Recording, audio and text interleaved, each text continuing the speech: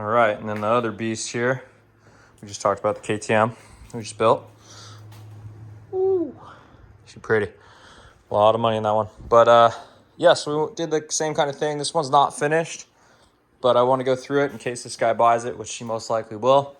We're moving to Florida, so he's buying all of our products and everything we have to start bike builds full time and just do high-end parts. New OEM, that's about it.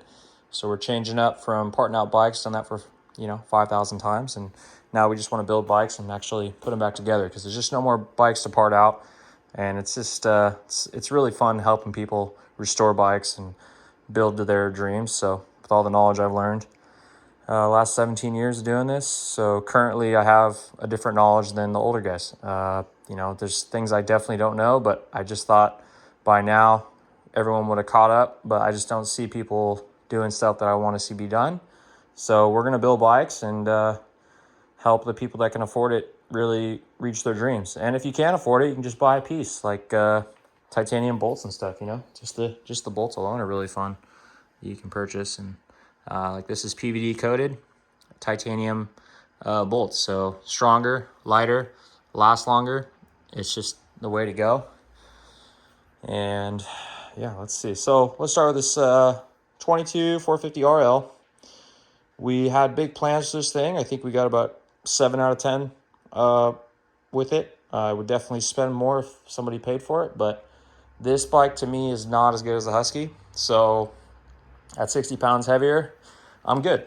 I'm going to cut my ties and let it go. So a lot of Honda haters are going to be not happy with what I got to say, but it's just after riding a couple thousand bikes, you see a pattern. So Hondas are, the reason why I say had one, never did again is for this reason. So let's see what I can come up with here.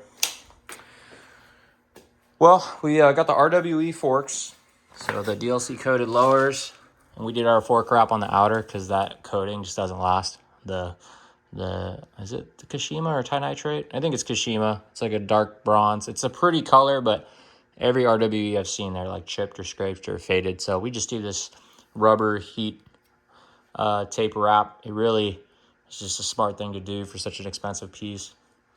We did the Brembo 320, 5.5 thickness with the newer Nissan 27mm caliper. Tried other calipers, but this is really the best setup without going 4-piston, which, is like 2 pounds heavier just alone. So if you're going to go supermoto, this is probably the best setup for the money. And we did the Baja 1000 or the Baja 10,000K lumen, 10,000 lumen. Sorry, 5,000K would be the brightness or the color of light.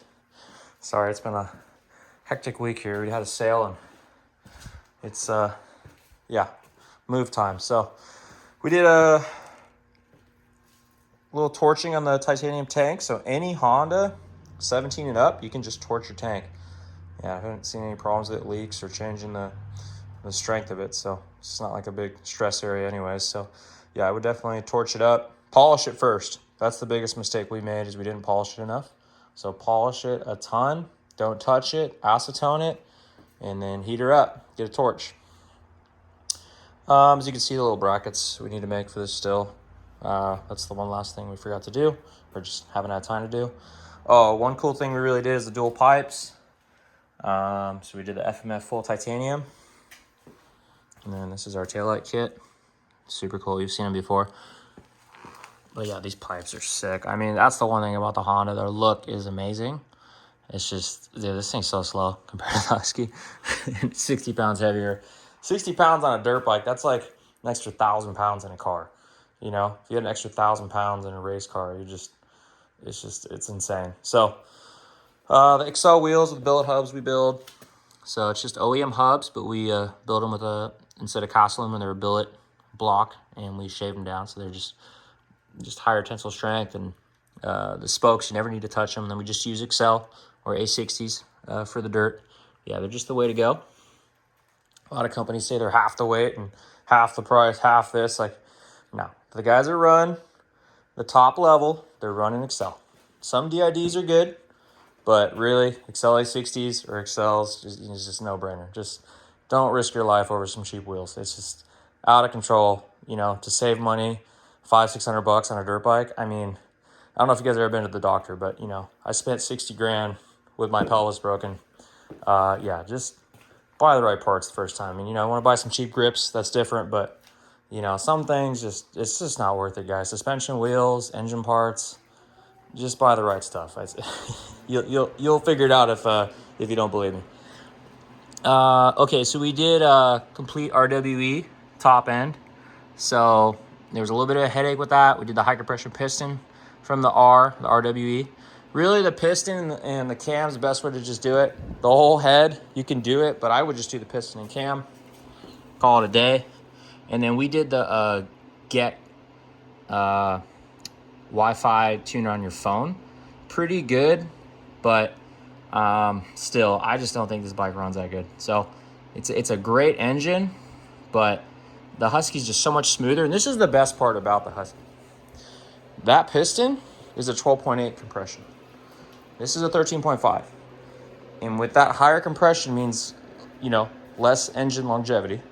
And you're just not gonna get that overall longevity you want on a street legal bike. You know, you don't want this thing blowing up when you're running from the cops, or, you know, doing a wheelie, or driving down the freeway and you're stuck on the freaking center median. You just don't want that on a street legal bike. You want some reliability. It's not really worth it to have a little bit more power. So with all these mods we did, not worth it. Now the dual pipes, super easy. Subframe, you know, move some stuff around, get the pipes, not a big deal. Airbox, but yeah, I don't think I would do anything with the motor. I'd just keep it stock. This is not a big enough difference for it to really say it's worth it. These Masters we sell, yeah, no brainer. You could run that on a stock caliper. Yeah, these are awesome. I think we sell them for $250. So that's a good setup right there. I think that's about it. Sorry to, you know, point out the negatives, but I mean, if you're going to spend that much money on a bike, you know, for instance, the stock Honda rev limit, it won't let the bike go over 100. So at 6th gear, it just cuts out after 8,000 RPMs. Like, cuts out. It's hilarious. Like, if you're going to have a flagship bike, don't you think you'd want it to run decently fast? I mean, our Deere Z400 that we built is faster than this thing stock, and it's really not that much faster once we did all this work. I don't know where these people are getting 55 horsepower of these things. It just doesn't feel like it. This thing must have like 75, because it's just not even the same bike. But the biggest thing is it's 60 pounds lighter. So that could be it. And I've hammered this thing. This thing has been ridden a lot. Raced Glen Helen National. I mean, I've jumped it in the dunes, just redlined it, wheelied it all through the streets. I mean, it just never fails. So this thing is definitely worth modifying. I can talk more about this bike. I'm going to build more of these and a beta very soon. But this will definitely be one of the bikes I keep around always in the shop, is these Husky 501s or the KTM 500s. But the 501s have the linkage. I think they look a little cooler, so I think I'll just stick with those. But yeah, I just wanted to touch base. Obviously, we did a bunch of titanium bolts. It was a pretty trick. And yeah, we sell all the stuff on our site. So if you have any questions, just hit us up, drop a comment, and look out for some crazy videos in Florida. We're going to be doing it big. So, all right, guys, talk soon.